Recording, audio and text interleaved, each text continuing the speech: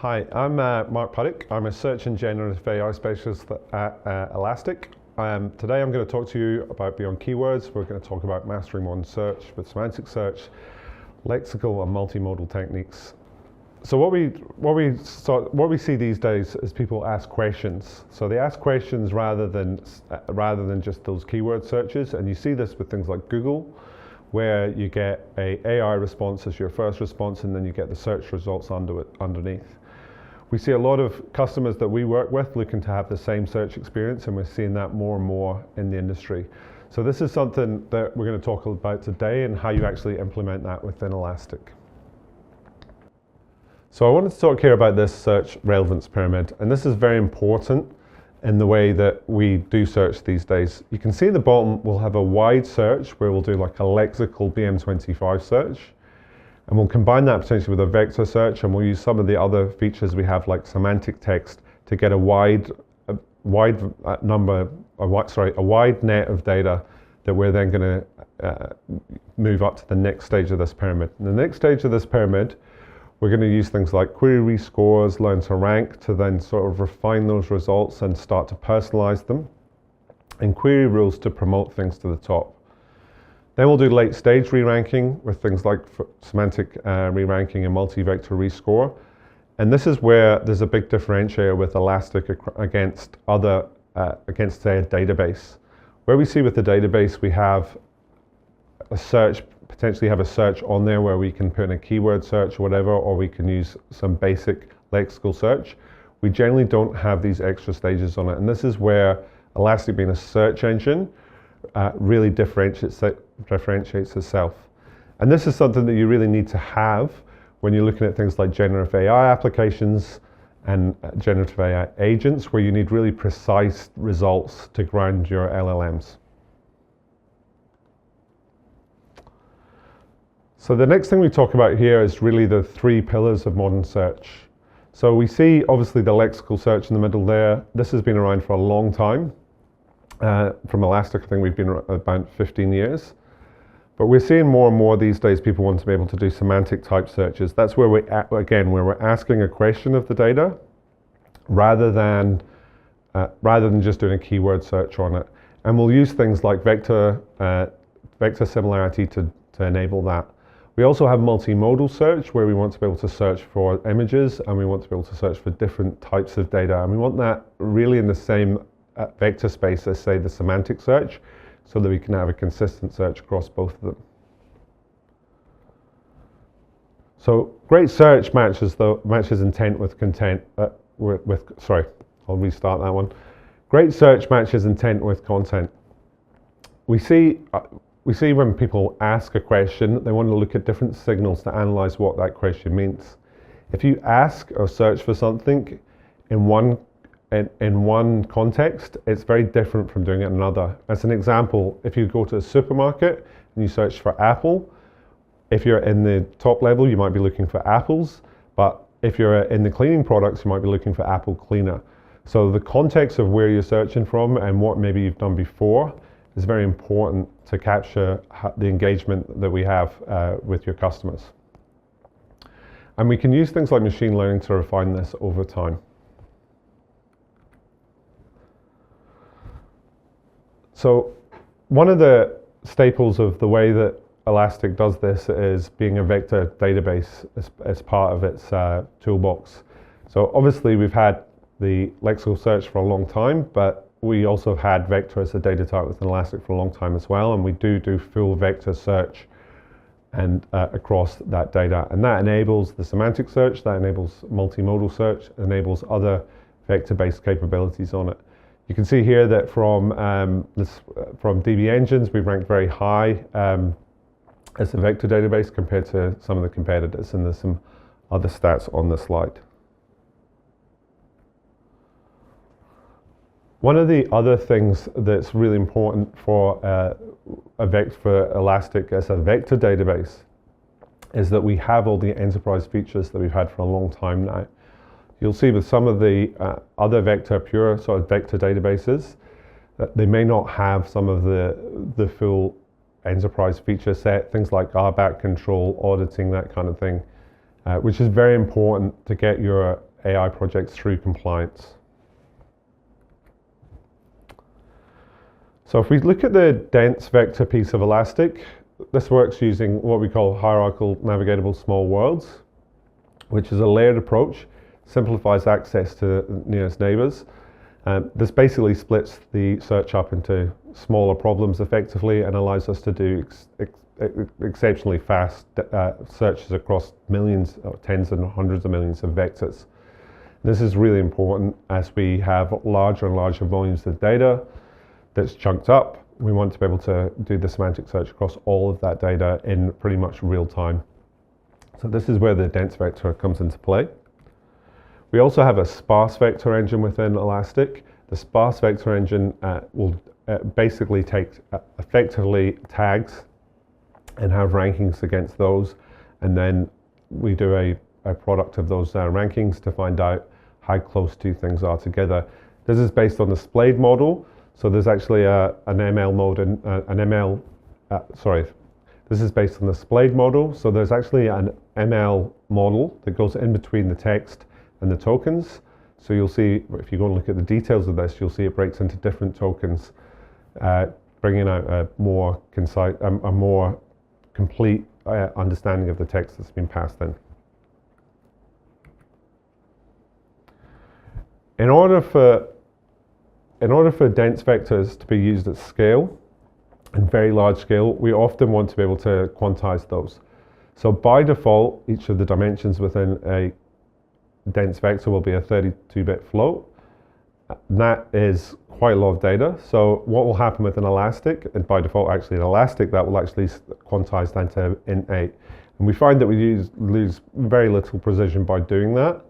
But we could also quantize down into int4, and we can also quantize down into bit vector, and that will reduce your volume of data by about 95% from the float 32. So it makes a big difference on the size of the cluster you need to run Elastic.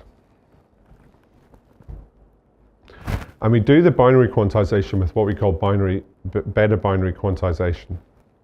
This accelerates the quantization by about 20 to 30, reduces our memory requirements, as I said, by about 95%. And we still maintain quite high retrieval accuracy on this. We generally will have bigger sample sets that we'll do a rescore on.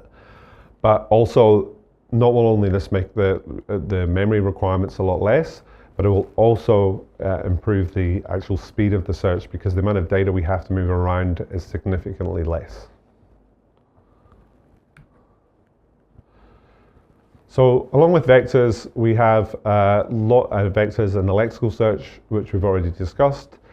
We have a lot more different things that we can do within Elastic. So we have things like date, we have geo, which is very important. We see a lot of customers, especially in things like retail, where they want to know where the people are searching from. That makes a big difference on how the, sorry, I'll just start that slide again actually. So your data is actually more than vectors though, and within Elastic we do have a lot of other data types. We have things like dates, column indexes, optimized BKD trees. Geo is a very important one. We see that's a lot with things like retail use cases, where the retailer wants to know where their customer is searching from, so they can give them localized results from their store. And just as a side note, as I said before, we've got this advanced text analysis, which we've always had with an Elastic. Doing that lexical search is still very important for a lot of different use cases. And we have things like fuzzy matching, all the normal things you'd expect, synonym handling, phonetic matching, and relevant scoring algorithms.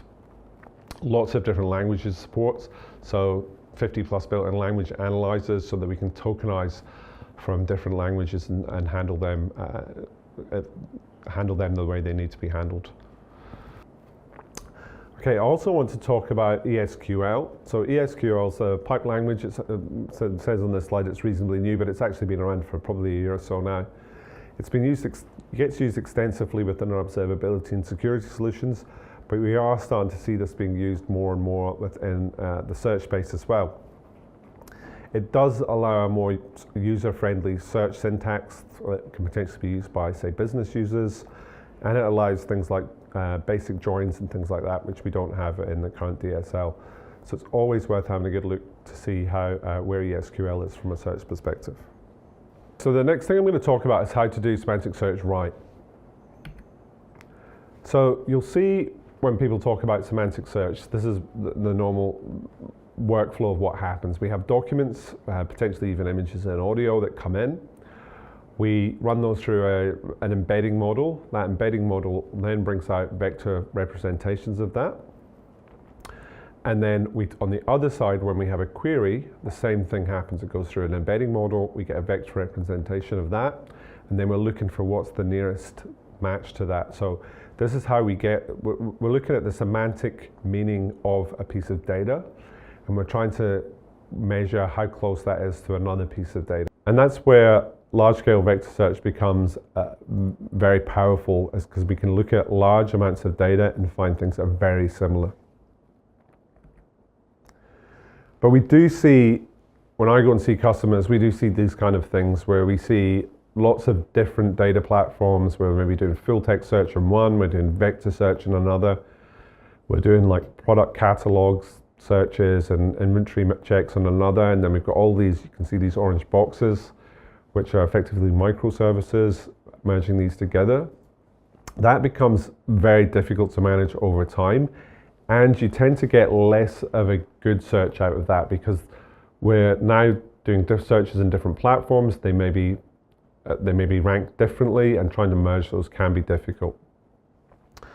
So with Elastic, we combine a lot of that into the one platform, and you saw it earlier on with the pyramid, but we can do a lot of the chunking, the text embedding, the re-ranking, all those different things come out within one call to Elastic.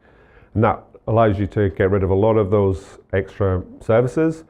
You don't have to manage multiple databases, and it also allows you to manage through things like query templates, how it allows you to manage those searches on your server side, so you can update them as you get new information or as your requirements for your search change.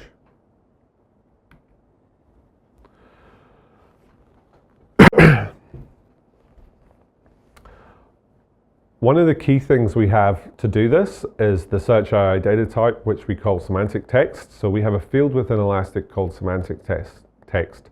This will allow you to ingest data. It will allow you to, this will allow you to ingest data. It will chunk that data up for you. It will run each of those chunks through the embedding, and it will store it within Elastic. And this is all transparent to the user. And when you search for that, the opposite will happen. It will take your query, it will do the embedding for it, and it will do that vector search effectively for you, transparently behind the scenes. And this will fit in with lexical search as well, so you can have an easy hybrid search on top of that. Now, to enable that, you can see here how we kind of do this. You can see in the top left-hand there, we have what's called an inference endpoint. And that inference endpoint is how we set the model that's used for the semantic text embeddings. And you can see we've got the chunking settings on there as well, so we can set things like how we chunk that data, how many sentences or words per chunk, what the overlap is, those kind of things. Then we just set that index up as a normal mapping with an Elastic, and then we can put documents in there which will automatically be chunked and embedded behind the scenes. And it's just a simple search, very similar to just a normal search query with an Elastic, for you to be able to search that text. As I said before, the search AI inference is enabled through this inference API call. This allows us to abstract how we do that inference. So you can, for instance, use things like E5 and what we call ELSA on Elastic ML nodes, but you can also go out and use a third-party external inference service like OpenAI or Vertex or Azure, whatever you want to do. And we have different things we can do with that inference API. So we have a completion. That comes into play when we look at things like our playground, but the two main ones are probably the text embeddings and the sparse embeddings.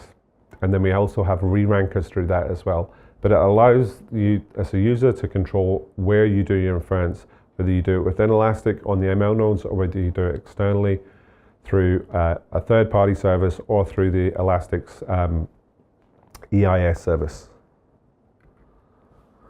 And we do support, we do, are we? So you want to repeat? No? You want to start from this slide?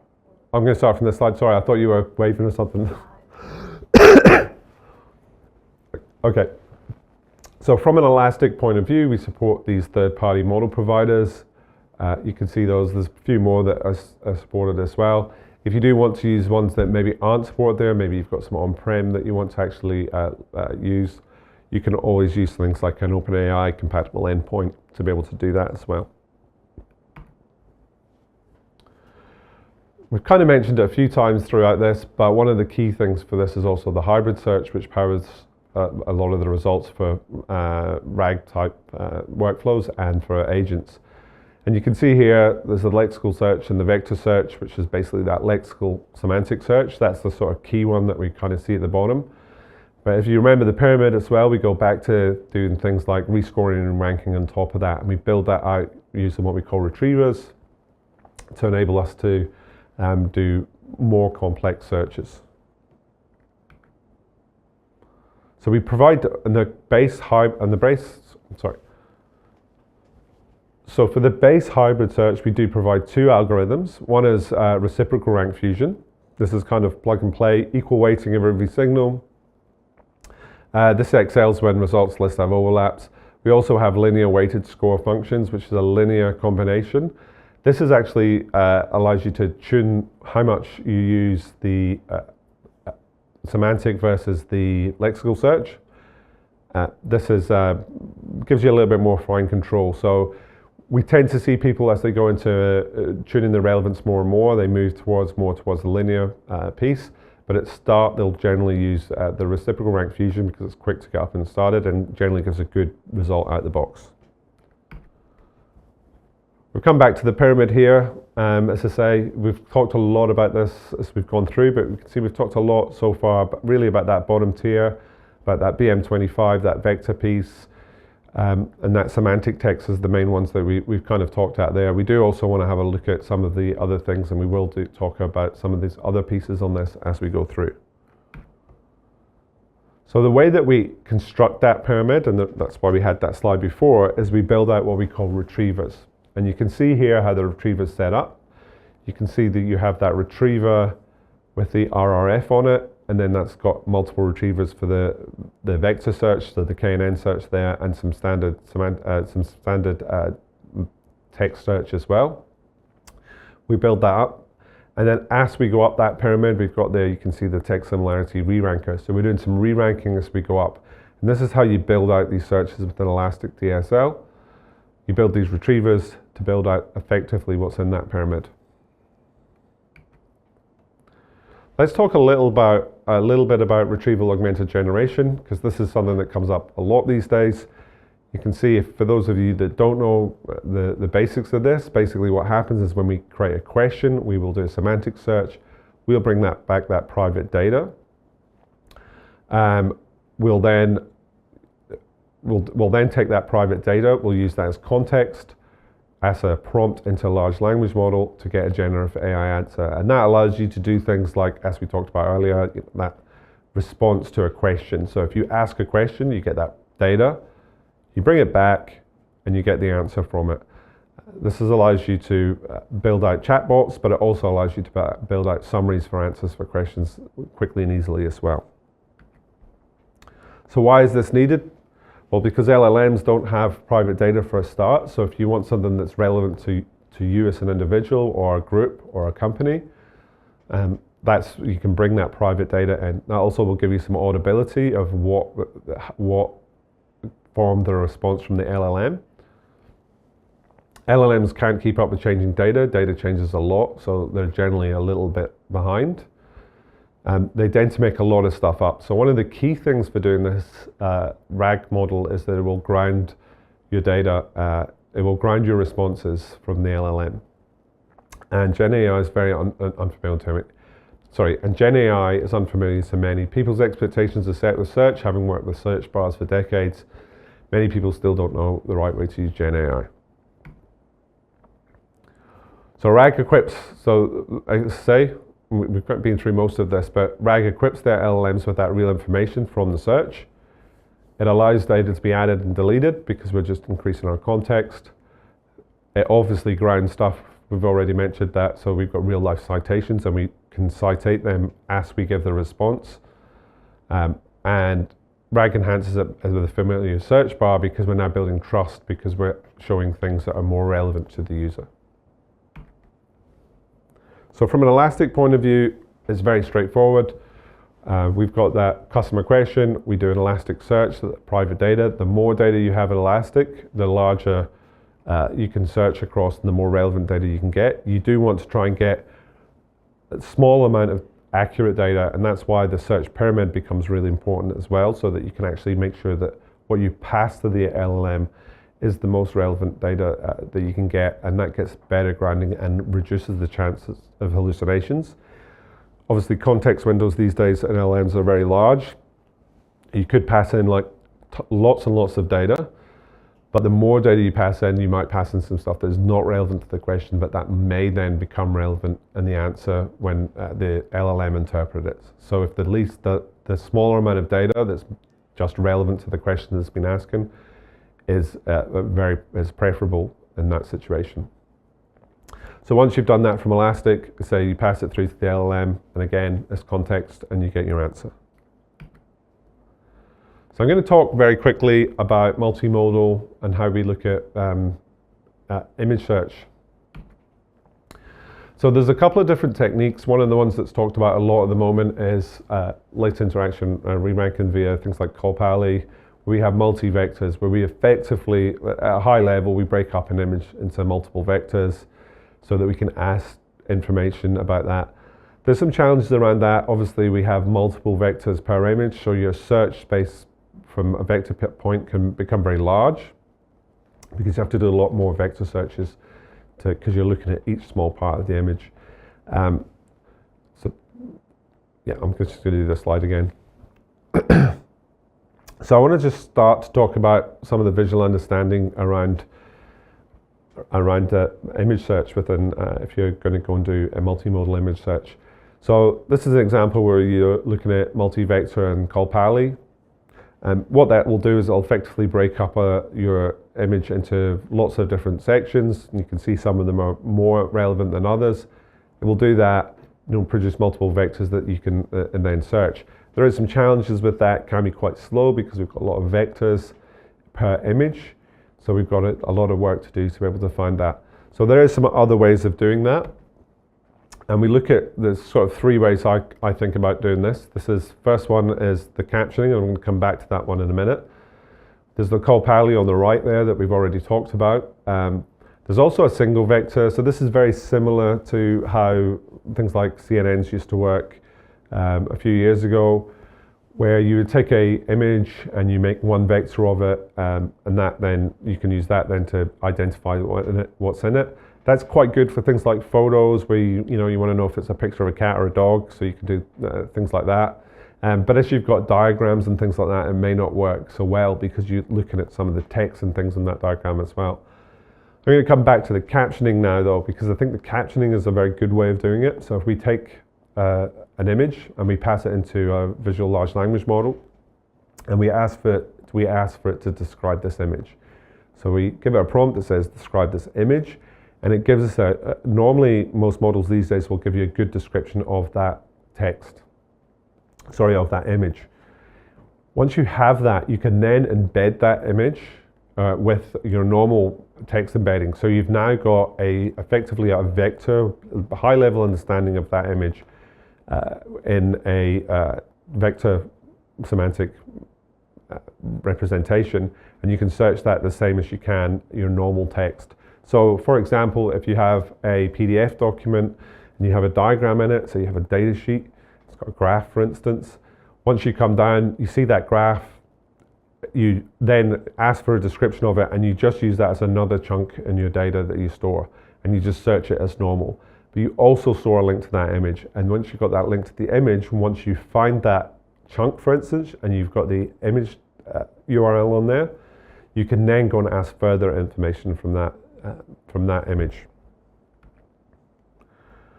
So we'll just talk very quickly about the fine-tuning, things like learn to rank, we tend to look at as well. So once you've been running things for a while, if you've got things like judgment lists, you can start to do learn to rank, query rules to boost results, that kind of thing. And then, rescoring based on tags or however you want to rescore your data. One of the things I'm going to talk mainly around is learn to rank here, just at a high level. But one of the things you will need to do for that is you will need to have some kind of data really to use for your judgment list. One of the things we see a lot of people doing for that is using capturing the search engagement. So they'll take search analytics, for instance, how many click-throughs, that kind of stuff, and they'll use that to build out their judgment list. This is also very important to be able to tune your relevance, even if you're just doing it manually, to be able to look to see where things are working and where things aren't. So we see this on a kind of more manual way of doing it. We gather the judgment lists, we measure that using things like NDCG and recall precision. We generate hypotheses on how we can improve that. We put those in, maybe we A/B test them as we experiment and validate, and then we evaluate, and then we iterate through this cycle. And we continue doing that through the life cycle of the product, right? Because as time goes on, things change, data changes. So you need to kind of continue to do this as you go. If you have some of this stuff already done, then you can use learn to rank models to do some of this stuff automatically for you.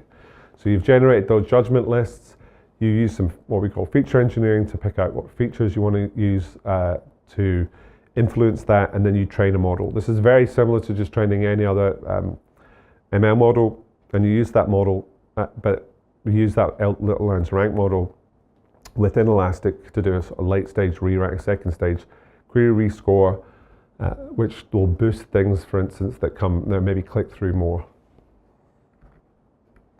We also have ranked features which can help with this kind of thing as well. So if there's certain features that you know that certain people are interested in, we can boost those up. You can see products with many views or purchases may have higher ranking for relevant queries, that kind of thing. This is where rank features will come in, and that's something that you can do with Elastic pretty easily as well. We have this these days self-managed. We also have Elastic Cloud hosted, but we also have serverless that you can run this on. So the Elastic now provides a serverless offering. Effectively, you can think of that as just giving you an endpoint. You can get this up and running really quick and easily. So how do you implement this? Just remember these core principles. Modern search requires multiple techniques, whether that's semantic, multimodal, lexical. Semantic search handles text intent, lexical search handles precision, which is a good way to think of things. Multimodal opens up new possibilities for user interaction. We see this a lot of customers that I have images and diagrams that they want to be able to search just the same way as they search text. Start simple, measure your results, and iterate continually. The last thing I'm going to really talk about here is, once we've got that data, what else can we do? We can look at agentics. You would probably heard of agentic AI these days. What are AI agents? They're systems that reason, plan, and act. They go beyond that simple RAG, and they have minimum human oversight. We generally see this done through tools, allowing us to do things like autonomous execution. And the impact for this is basically we're going to get better productivity, faster decision making, and more efficiency gains. So when we talk about agentic, we can look at a very simple example here where we ask how many support tickets Project Alpha has. Now, if you think about how you would do that, if you used a normal RAG system where we search and we get, say, the top 3 answers and we pass those in to the LLM, you're probably not going to get the right answer, because unlikely that those documents will just have a count of how many tickets they are. They're probably just tickets. So what you need to do is the aggregation query. So we can implement a tool, and we can give that tool a description. We can pass that into our prompt with the large language model, and the large language model will realize it uses the tool to do that count. It will do that aggregation query, and then it will actually give you the number of tickets that have been raised for Project Alpha. So this is a very simple example of where AI search is going. And with that, thank you very much.